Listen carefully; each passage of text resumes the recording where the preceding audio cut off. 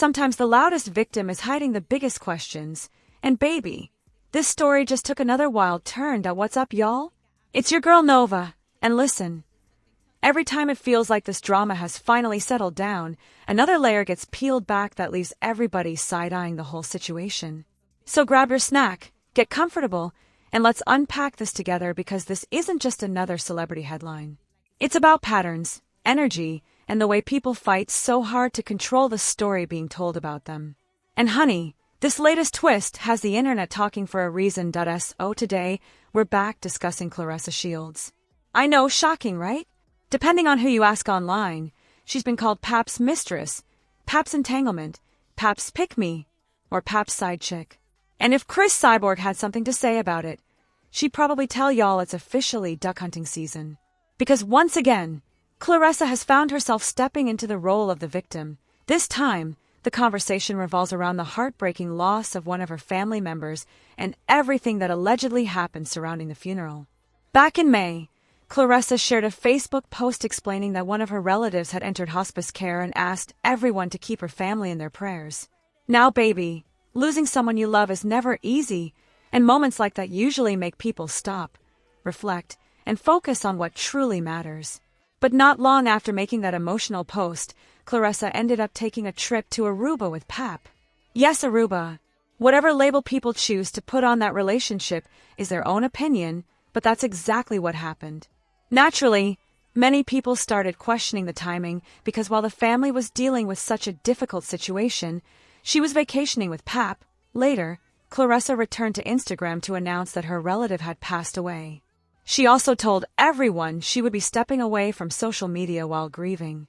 On the surface, that sounds completely understandable. But according to what people saw afterward, that break never actually happened.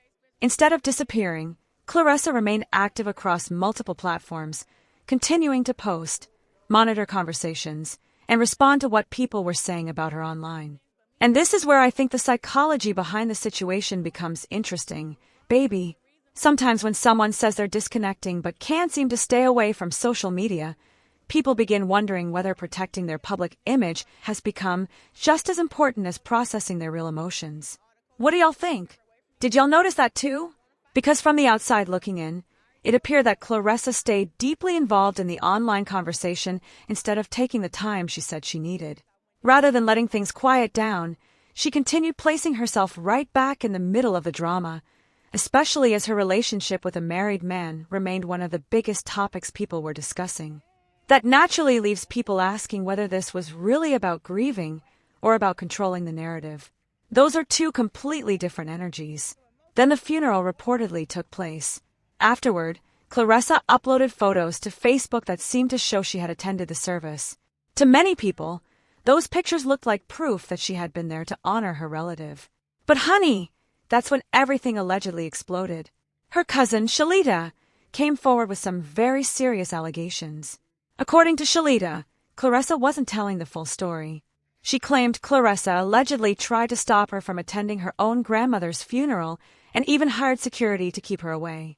Now, baby, pause right there for a second. Security at a family funeral? Did y'all catch that? Because that's the part that immediately makes people stop and ask questions. Why would security even be necessary at a loved one's funeral? According to the allegations, it all stems from ongoing family conflict. Shalita claims there's been a feud within the family, and despite all the tough talk people have seen online over the years about not fearing anybody and having an it's-on-sight attitude, these allegations paint a completely different picture. Because if someone constantly projects fearlessness but then allegedly brings security into a personal family situation, people are naturally going to notice that contradiction. Whether you agree or not, perception matters, and actions always carry their own energy. According to Shalita, the alleged attempt to keep her away didn't work. She says she confronted the security personnel herself and made it absolutely clear that nothing was going to stop her from saying goodbye to her grandmother. She reportedly stated that she would even take a bullet if she had to because she wasn't going to be denied that final opportunity. Baby, that's an incredibly emotional statement. It shows just how personal this situation had become. At that point, this wasn't simply about family drama anymore. It became about someone's last chance to say goodbye to a loved one. And when emotions reach that level, people aren't thinking about social media, appearances, or public opinion. They're thinking about closure. That's why so many people are asking the same question. Was this really about protecting peace, or was it about protecting pride? Y'all let me know what you think, because trust me, this story only gets deeper from here. Now, according to Shalita, this situation didn't stop with what allegedly happened at the funeral. She says she's planning to take legal action and seek compensation for pain and suffering, lost wages, emotional distress, psychiatric treatment, and medication. In her view, Claressa allegedly caused serious harm by trying to keep her from attending the funeral. Shalita also made another important clarification that caught people's attention. She said the woman who passed away wasn't Claressa's grandmother. It was actually her great-grandmother. Baby, details like that matter because once different versions of a story start circulating, people naturally begin asking who is telling the complete truth. But Shalita didn't stop there. She also alleged that Claressa, along with at least one other family member, created unnecessary drama around what should have been a peaceful farewell. Instead of everyone coming together to celebrate a loved one's life, she claims the focus shifted toward conflict, tension, and distractions that never should have existed in the first place. And honey, that's the part that feels emotionally heavy because funerals are supposed to be about healing, not proving a point. Shalita also questioned the resources that went into the funeral arrangements. According to her, certain parts of the service simply didn't reflect the financial image Claressa has presented publicly over the years. Since Claressa has reportedly been described as being worth around $8 million, Shalita implied that some aspects of the funeral didn't quite add up in her opinion. Now, baby, that's her allegation, but you can probably understand why comments like that immediately got people talking online. Whenever someone's public lifestyle appears very different from what others claim happened behind closed doors, people start looking for consistency. They start asking whether the image matches reality. From Shalita's perspective, the funeral seemed to become more about appearances than honoring the person who had passed away.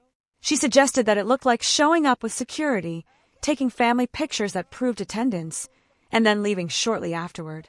And psychologically speaking, that's an interesting observation because sometimes people become so focused on documenting that they were present that they forget people can also feel the energy behind how they showed up. What do y'all think?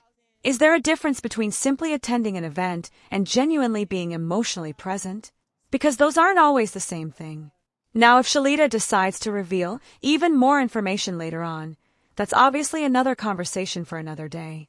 But based on everything she's shared so far, she paints a picture of Claressa that many critics say they've been seeing for quite some time. According to those allegations, the public image doesn't always line up with what's happening behind the scenes. Again, these are claims being made by Shalita, but they certainly explain why this situation has generated so much discussion online. One point that especially stood out was the comparison people began making between the funeral and that Aruba trip with Pap. According to the allegations, if someone constantly projects an image of having endless money and unlimited resources, many people would naturally expect that same energy to be reflected in making sure a loved one receives the best possible farewell. Instead, critics argue that the vacation appeared to receive far more attention than the funeral itself. Whether people agree with that interpretation or not, that's the perception these allegations have created. And baby, here's where another layer gets added to the conversation. That Aruba trip reportedly happened around the same time as Remy Ma's birthday. Because of that timing, many people began speculating that the trip may have been intended to make sure Pap wouldn't be spending that time with his wife. Now that's simply the theory many people online have discussed, but the timing definitely fueled plenty of conversation. Not surprisingly, it didn't take long before Claressa appeared to respond. She reportedly became aware of everything Shalita had been saying and posted a message on Facebook that read, "Here we go again with the victim act and the lies," followed by laughing emojis. She continued by saying, "This never ends. Sometimes your own blood becomes your biggest enemy. My patience is gone. I'll leave people exactly where they crossed me," adding a door emoji at the end. Now, honey, when I read that statement, something immediately stood out to me. It felt less like a direct response to the allegations and more like a message aimed at the audience already watching the drama unfold. And remember, Facebook is where many of Claressa's relatives and longtime friends from Flint are active, so naturally people paid close attention to every word she posted. But here's what really caught my attention, baby. What I didn't hear was an actual denial. Did y'all catch that? Because I didn't hear her directly deny the allegations about contributing to the funeral expenses. I didn't hear her deny allegedly hiring security. I didn't hear her deny the claim that she supposedly tried to stop her cousin from attending the funeral because of personal issues. None of those specific accusations were addressed in that statement.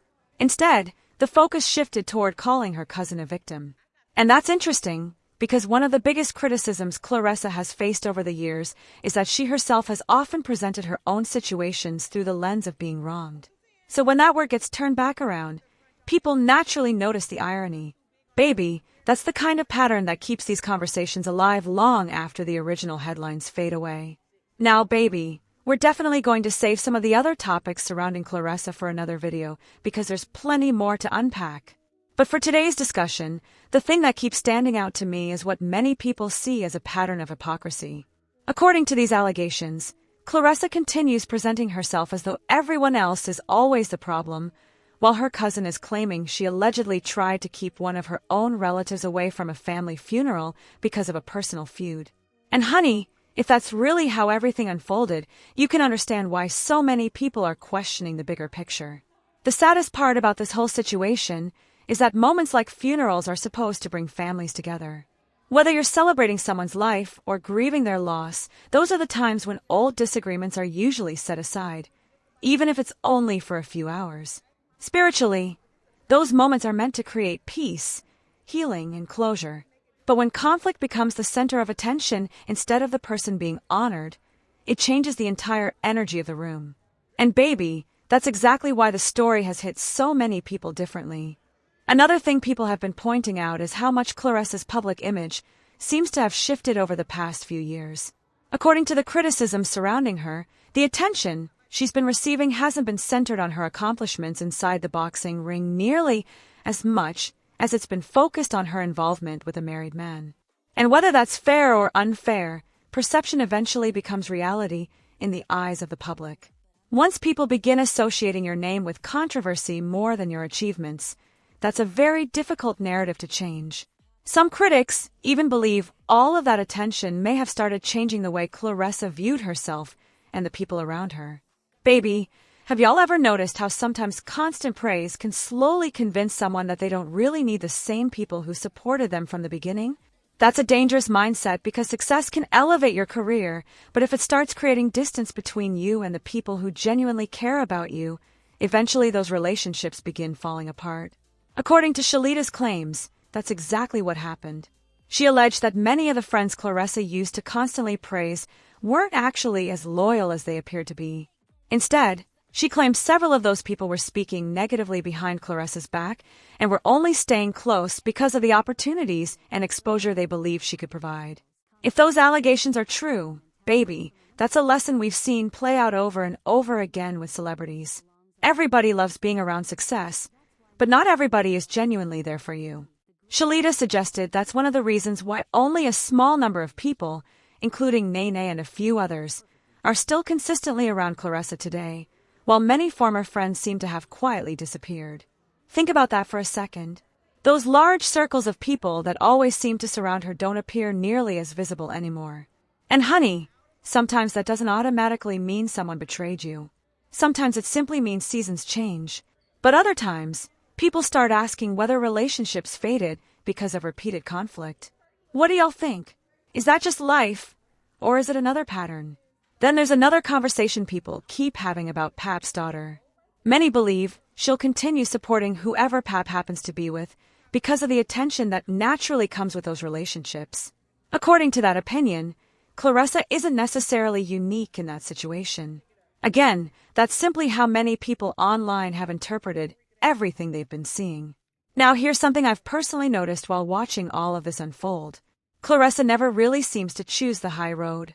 Every time another controversy surfaces, instead of letting things cool down, she often responds publicly and keeps the conversation going. Baby, sometimes silence speaks louder than any Facebook status ever could. Have y'all noticed that? Because not every accusation requires an immediate public response, especially during a period that's supposed to be focused on grieving. Think about the sequence here. First, Claressa asked everyone to pray for her family while her relative was in hospice care. Then, she told people she would be stepping away from social media after the passing. But according to what people witnessed online, she returned fairly quickly and shifted the attention toward criticizing her cousin instead. And that's the question I just can't get past. Where was the denial? Seriously, baby, did any of y'all actually hear one? Because I didn't. What I saw was her cousin being described as the enemy, but I never saw those specific allegations directly addressed. And when accusations are very detailed but the response stays broad, people naturally continue asking questions. Whether that's fair or not, that's exactly how public opinion works. Once doubt enters the conversation, people start paying closer attention to everything that follows. Then another question comes to mind. If you're truly not afraid of anybody, why would security allegedly be necessary in the first place? That's something a lot of people are wondering. Because confidence and fear project two very different energies. When someone consistently presents themselves as fearless, but allegations continue surfacing about security being involved during tense situations, critics begin connecting those moments together. And baby, once the public starts recognizing what they believe is a pattern, every new situation gets viewed through that same lens. And baby, that's exactly why some people keep bringing up the Alicia Baumgartner situation. A lot of folks celebrated that slap, but when you really think about the timeline, they point out that when both women were standing face-to-face during the Netflix MVP promotional event, nothing actually happened in that moment. The physical confrontation came later, after security had already surrounded the situation. Now, with these new allegations involving security at a family funeral, critics believe they're seeing another similar pattern. Again, those are the claims and opinions being discussed, but you can understand why people are connecting those dots. From that perspective, some people argue it doesn't project confidence, it projects caution.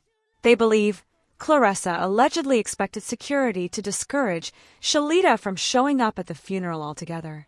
And according to the allegations, that strategy didn't work.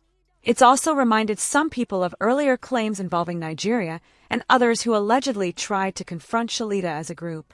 According to those allegations, that approach didn't accomplish what was intended either. Baby, whether every claim proves true or not isn't the point I'm making here. The bigger conversation is about how repeated accusations can shape public perception over time.